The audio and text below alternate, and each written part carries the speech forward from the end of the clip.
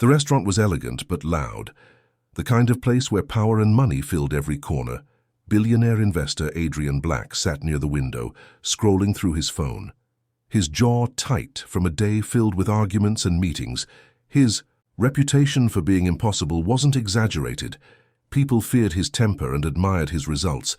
That combination had built him an empire, but left him with nothing resembling peace. A waitress approached carrying a tray, steady despite the rush. She looked young, but her eyes carried a quiet strength. Her name tag read Lena when she placed a cup of coffee in front of him. Adrian didn't look up. "You're late." She blinked. Confused. "Sir, I brought it the moment it was ready." He finally met her gaze, sharp and cold. "I've been waiting 10 minutes. That's not ready." That slow, her voice stayed calm. "Maybe, sir, but it's still hot and strong." He frowned, taken aback by her tone. Most people stammered in front of him. She just stood, still watching him with quiet defiance. He sighed dismissively. "Next time learn what efficiency means." She tilted her head and said softly, "Efficiency doesn't mean rushing, it means caring about what you serve." Her voice had something familiar in. It's something that caught him off guard. He scoffed, shaking it off, and muttered, "You sound like my mother when she was trying to lecture me about patience." Lena smiled faintly. Maybe she was right. He ignored the warmth that crept into his chest as she walked away, leaving him to sip his coffee and wonder why a stranger's voice could feel so strangely close. When he looked at his receipt. Later that night, a small doodle caught his eye. 2 initials written next to the total LB something in.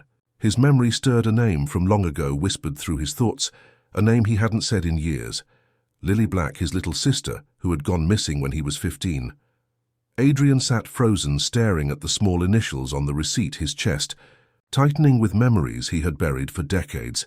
He was 15 when the accident happened. A fire at the old apartment building he and his sister lived in.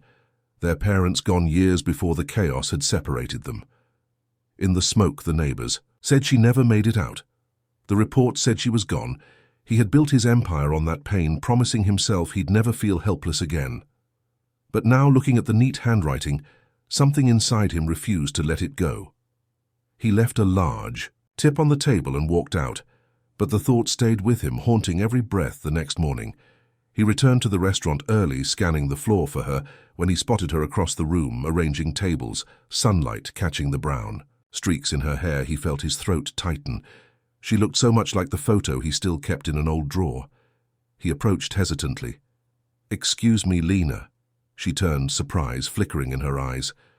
"Oh, you're back early, sir. I wanted to ask you something." He said carefully, "Those initials on the receipt, LB, are they yours?" She nodded. "Yes, my name's Lena Brooks. Why?" He hesitated, swallowing hard. "Where did you grow up?" She frowned.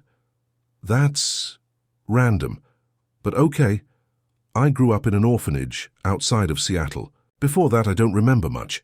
His pulse quickened. An orphanage outside Seattle was where they'd sent displaced children after the fire. He took a small, folded photo from his wallet and placed it on the counter, a photo of 2 kids holding hands in front of an old building. She glanced down, her smile fading. "That's you?" she whispered, her voice trembling. He nodded. "And that's you?" For a moment, neither moved. Her eyes filled with confusion, shock, disbelief. He said softly, "I thought you died." She shook her head.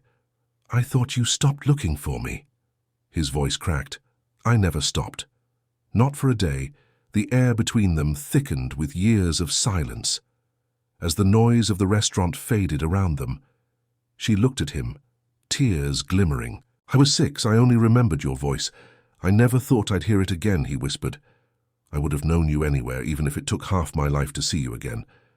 For a long time, they just stood there, both unsure what to say after years of believing the other was gone. Adrian wanted to speak, but his voice wouldn't work. He finally managed a quiet, "I looked for you everywhere, police, hospitals, orphan records, but there was nothing." She wiped her tears. "I was too young to remember my last name. They called me Brooks after the woman who found me. I guess fate gave me a new name." He gave a small, shaky smile. "Fate finally gave you back too." She sat down at one of the empty tables, her hands trembling. "I can't believe this," she whispered. "You're really Adrian?" He nodded, still stunned.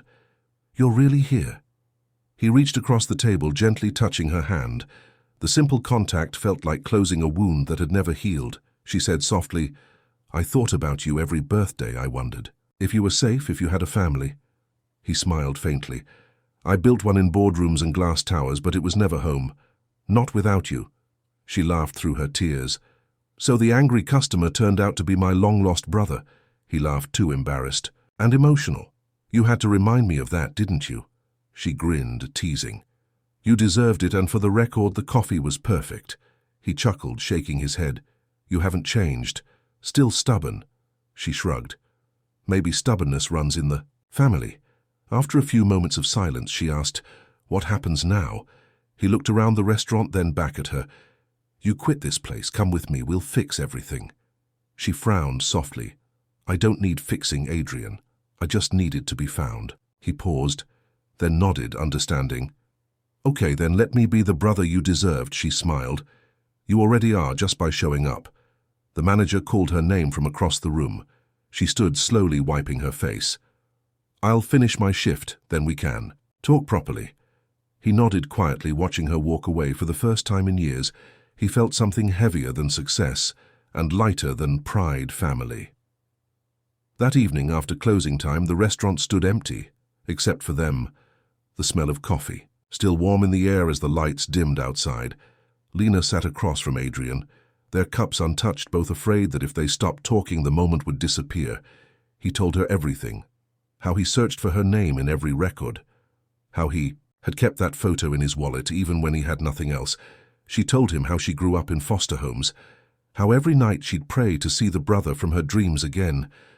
When he said, "I thought I lost you for good," she shook her head softly. "Now you just lost your way. Finding me brought you back." He smiled through wet eyes. "Maybe I needed to lose everything else before finding you again."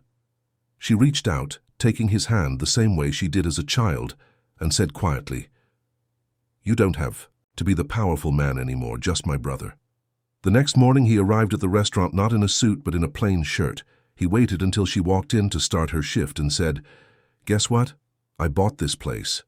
Her eyes widened. "You what?" He smiled. "I wanted to own the place where I found you." She laughed through tears.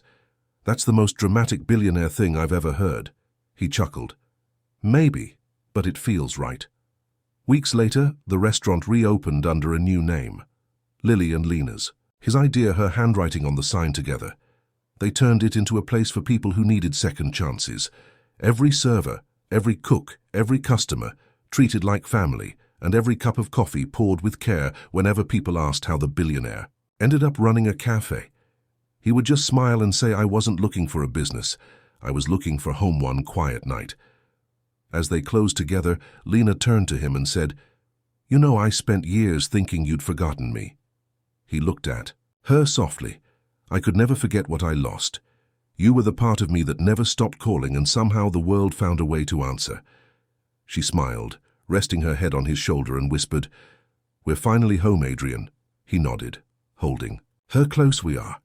If this story made you smile, share it with someone who needs a reminder that accidents can turn into beautiful beginnings.